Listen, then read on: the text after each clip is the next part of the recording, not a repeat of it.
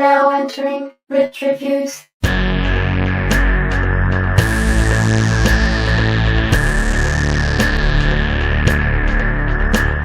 everyone, and welcome back to Ripped Reviews. This is Marcos, as always, and today we're actually going to be covering a Blender 3D tutorial. So this tutorial is effectively going to be taking your scene and kind of masking out certain parts of your scene so that you don't have to do it in post-processing and do some crazy composition stuff. This is just going to be making certain things disappear from render in your scene without having to get rid of an entire object or change your objects significantly. So we're just taking a mesh and we're preventing it from rendering within a specific volume.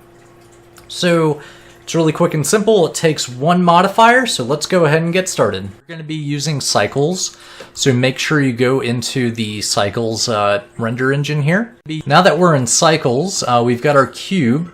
We're going to go ahead and just keep our cube named a cube and create a plane here. So we're going to create this plane mesh, and what we're going to do is go ahead and scale this up a little bit and go into edit, and we're just going to extrude this just a little bit off the z-axis just so that we can see more of what the effect is. And we're just going to name this 3D mask for right now. And we're going to create our first keyframe for this, and you do that by selecting where you want this on the timeline.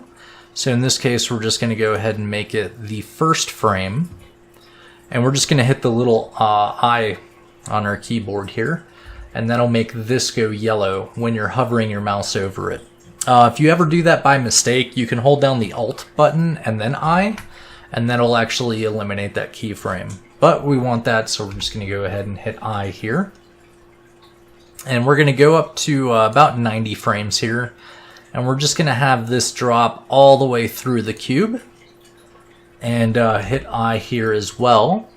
We're going to go ahead and set this to 90 frames in our scene. And you'll see it kind of start up fast and then, or start up slow and then go up fast. So it kind of has varying speed.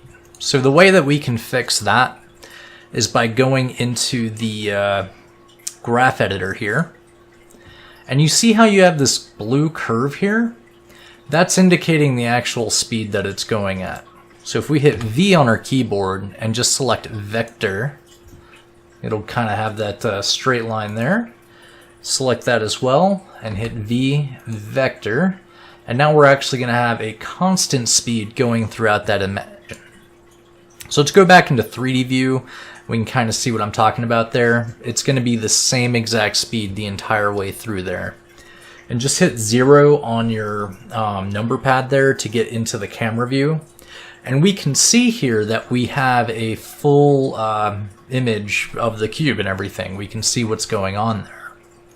So I'm going to go ahead and pause the animation, and we're going to go ahead and apply the modifier that's going to make the cube disappear in sections as this plane, our 3D mask, goes through it.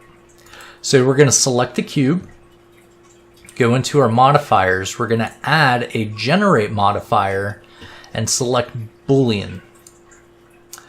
We want to set this to difference, select our 3D mask object, and let's bump this up to point blah blah blah blah blah 30. Alright, so we got that bumped up a little bit there. And the next thing we want to do is go ahead and make sure that this doesn't render. So the 3D mask won't render if we hit this little camera icon here. And now I'm going to go ahead and show you how this doesn't render and where. So right now, the entire cube should go ahead and render normally. So we'll go ahead and render that, and you'll see that it renders normally, and that our 3D mask is not in the scene at all. So let's go ahead and skip ahead to about 46 frames there, and render our scene out again. And you'll see there's a little section here that's cut into the object. That's where our plane exists. So if we go back to the 3D view, you can see that that's where we have a chunk taken out of. Now there's a lot of different ways that this can be useful in your scene. So I've done one myself where I have a projector screen going down, and this is something that took me a long time to figure out. So I thought I'd share the knowledge here. And let's go ahead and render this out completely, and let's see what we get.